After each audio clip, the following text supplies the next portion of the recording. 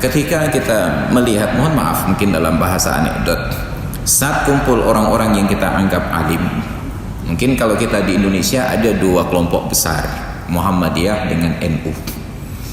Melihat orang yang secara keilmuan luar biasa tampil di ruang-ruang publik, untuk mengetahui mereka itu NU atau Muhammadiyah, kira-kira apa identitas paling mudah?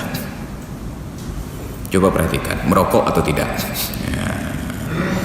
Mohon maaf dalam tanda kutip, kalau merokok berarti NU, kalau tidak merokok berarti Muhammadiyah. Mohon maaf. Kenapa? Karena Muhammadiyah sudah secara tegas menyatakan bahwa merokok itu haram. Muhammadiyah secara tegas menyatakan merokok itu haram. Nah, Majelis ulama memilah-milah, rokok itu haram untuk orang perempuan, untuk anak kecil. Adapun laki-laki dewasa tergantung kebutuhan. Dipilah-pilah hukum sesuai dengan kebutuhan. Ini menjadi masalah bagi kita. Tidak masalah bahwa Anda merokok, urusan Anda dengan Allah Ta'ala. Tapi yang jadi masalah ketika merokok Anda itu dipublikasi di hadapan orang, identitas Anda diketahui dari rokok. Maka saya sedih melihat kawan-kawan saya yang ustadz yang alim-alim ini, rokok itu 2 bungkus di kantong depannya. Kenapa tidak disembunyikan dalam bungkusan yang lain?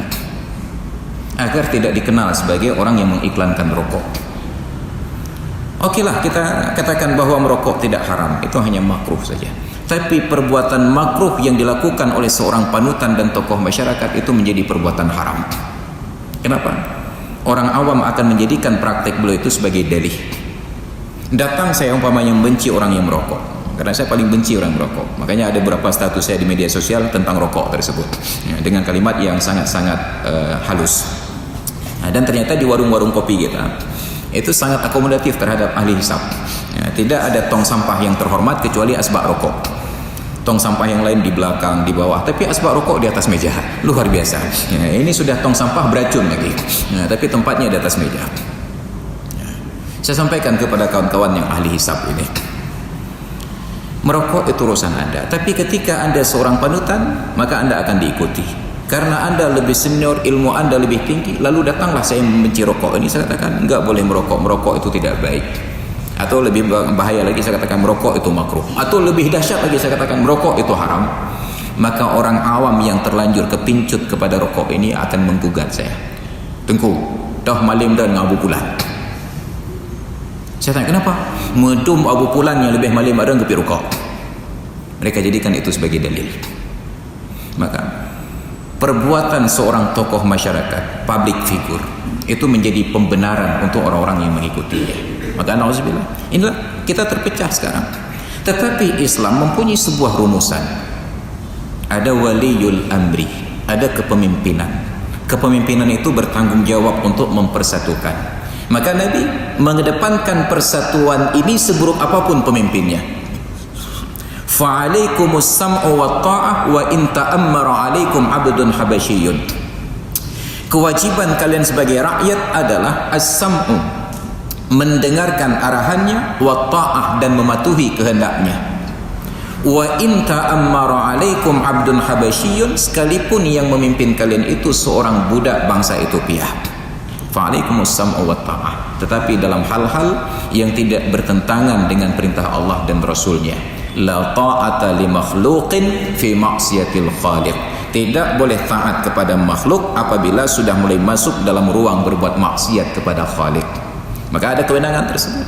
Jadi sekarang kita sudah hidup lama berdampingan di negeri ini antara NU dan Muhammadiyah. Sejarahnya sebelum negeri ini merdeka, dari tahun 1912 sudah ada NU, sudah ada Muhammadiyah. Muhammadiyah lebih tua, sekitar 5-10 tahun. Saya kurang hafal tentang sejarahnya. Sekitar 1912 oleh Kiai Haji Ahmad Dahlan di Yogyakarta, oleh Kiai Haji Hashim Asy'ari di Jombang. Pertanyaannya, bukankah kehadiran dua organisasi agama ini yang mempersatukan bangsa untuk melawan penjajah? Ada resolusi jihad, kita lawan penjajah. Setelah merdeka, organisasi ini tetap eksis. Lalu ada beberapa orang pemimpin di negeri ini yang berusaha untuk membubarkan NU dan Muhammadiyah. Ini anak yang durhaka ini. Anak ingin menceraikan ayah dan ibunya.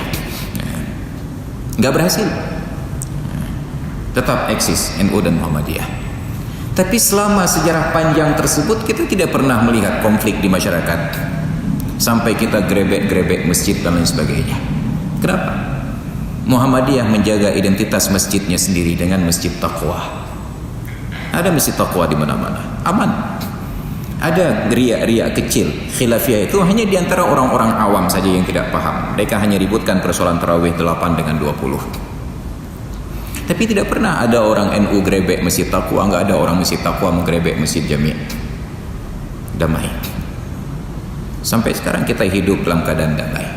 Di Aceh kita hidup dalam keadaan damai.